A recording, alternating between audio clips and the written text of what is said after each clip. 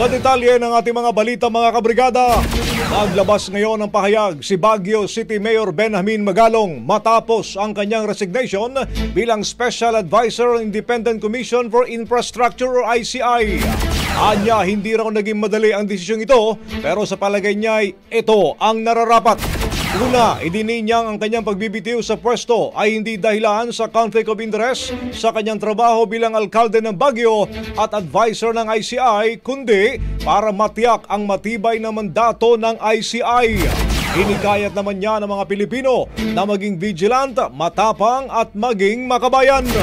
Sa huli, tiniyak niyang kahit wala na siya sa ICI, mananatili pa rin ang kanyang laban sa korupsyon. Kung maalala, inilabas ang desisyon ni Magalong kagabi. Kasunod yan mga kabrigada ng ginawang review ng Malacanang sa posibleng conflict of interest sa assignment ni Magalong bilang advisor.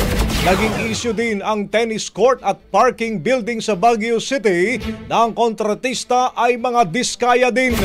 Sa kabila nito, nanindigan si Magalong na dumaan ito sa tamang bidding at meron na ring investigasyon ang City Council sa naturang proyekto. Ang bahaging ito ay hatid sa atin ng PowerCell Soya Coffee. Masarap araw-arawin.